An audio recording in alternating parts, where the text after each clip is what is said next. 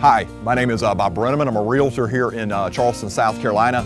Today we're going to sit down and talk with a custom builder that I have a lot of respect for. His name is Wes Whittle with Eastech. I hope you guys enjoy our conversation.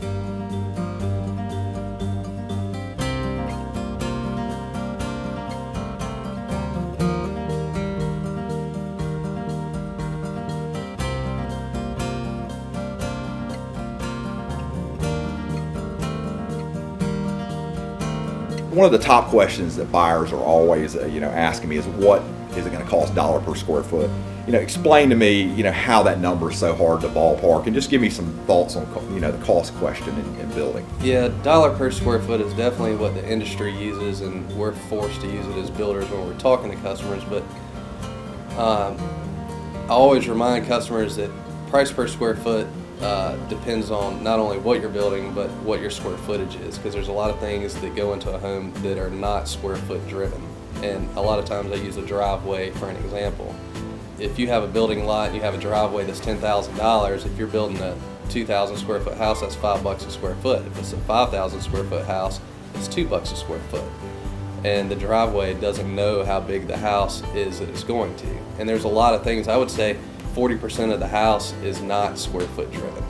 So the smaller the home, the higher the square foot, the bigger the home, the lower the price per square foot, generally speaking.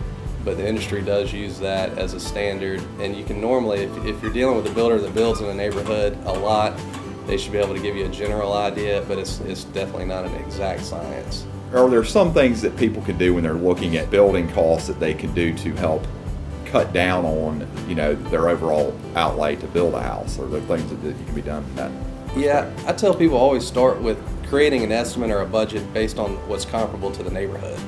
You don't want to overbuild, you don't want to underbuild, but if you start with something comparable to the neighborhood, then your builders should be able to work with you on allowance items or selection type items to save money or spend money.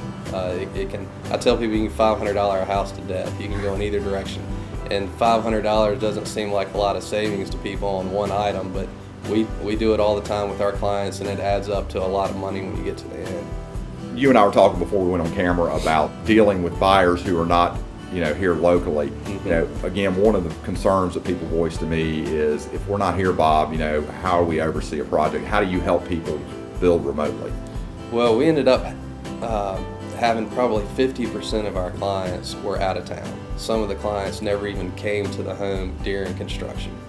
And we were looking at it from their shoes. If we're building a house from out of town, what are our primary concerns? And what most people want to know is, they just want to know what's going on. That's number one, is what's happening at my house today. What selections do I have to make, and how am I going to make those from where I live? How do I know who to talk to? How do I know what order I need to go in? How do I know what my budgets are? Inspection processes, these are all the people's concerns, but it all boiled back down to just wanting to know what's going on. And we started using at the beginning of 2013 a system where we put everything that we do in a cloud. So all of our systems that we use to schedule a home, to handle warranty, to handle selections, all the way to accounting for the project, we handle all of those in a system that we have now put in a cloud and given our customers access to. So the same system that we're using and the subs are using, the customers are able to log into it and see the schedules, to see the things that we're doing on a daily basis, see pictures of their house, notes, inspection reports. We've had really good feedback from our customers. Obviously the out-of-town customers, but even our customers that are in town, they love it. Save them from having to ride out to the house. Absolutely. And they can do it when it's convenient for them. With it being in a cloud, if you can get on the internet, you can look at it. So they can do it when they're getting home from work, late at night after they watch TV, whenever they want to. They can do it from their phone. There's an app for it. So it's convenient for them, and it answers all their questions, which is what they really want. What are some of the top things, that, at least in your opinion, that people should consider when they're hiring a builder? I mean, what do you think they should really look for? Experience, but not necessarily just experience building homes, because there's a lot of good builders out here with a lot of experience. But I tell people experience specific to their project. So you want to find a builder that builds in your area, is familiar with building a project like you want to build, and even as specific as working with the bank that you're going to work with, working with the architectural review boards that you're going to be working with. I just think that if a builder is already familiar with everybody's processes that are specific to your project, it just makes it easier for the customer. What are a couple things people should focus on when they're thinking about building? Like example, budget, timeline, and you may have covered some of this in that previous question, but just, you know, so many people just feel overwhelmed when I talk to them about building. I mean, what are, you know, things that should they, you know, focus on? Building a home is definitely an overwhelming experience, and it's stressful for the customer. There's no doubt about that. So I think that if you're picking a builder, people get really hung up on price. When they're picking their builder, they're thinking about cost. I think that a customer should try to pick a builder that they think is going to make the experience the most enjoyable for them. It's still going to be stressful. It's still going to have its times when it's overwhelming, but there's definitely some things builders can do to make it a little bit easier for them. And I think that if you pick the right builder and pick a builder that you get along with and that you can see yourself being friends with, it just makes the entire process easier for both of them. The builder wants an easy experience just like the customer does. Tell me a little bit about your company and a style of house that you like to build. What's your favorite style of house?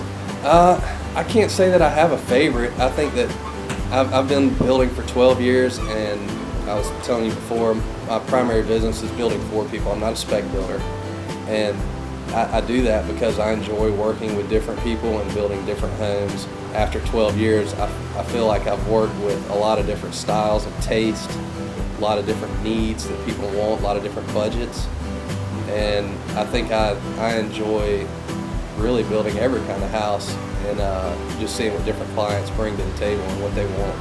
Another big concern when people are talking about construction, period, down here, and they're not from here, is they're concerned about flooding and they're concerned about hurricanes. Yeah. Talk about some of the things that can help mitigate some of that, and just, you know, your thoughts on that concern for people. I mean, it's a legitimate concern. Obviously, we live on the coast, so you have to understand that hurricane is a possibility and flood is a possibility. But what a lot of people forget is that our codes and our building practices here take that into account. These homes are built much different than they are in just other parts of our state. Our strapping details, our hold down details, our wind zone codes, we even have seismic concerns here. All of those things are taken into account with our code and our building practices. But there are obviously some options when you're building a house to give people a little bit more of a comfort level when it comes to picking your windows and impact glass options. There's different hurricane protection options. Flood is obviously a concern, and we have different flood zones here. We have different elevations here. And in some neighborhoods, if you purchase a lot, there is an option occasionally to bring your lot out of flood. Just depends on where you buy. And a lot of people are doing that now. But people have to remember that we don't have a hurricane every year, and the flood zone is determined by the 500-year flood. So FEMA is saying that worst case scenario is only going to happen every 500 years. So even though we have those concerns here, it's not anything to be scared of.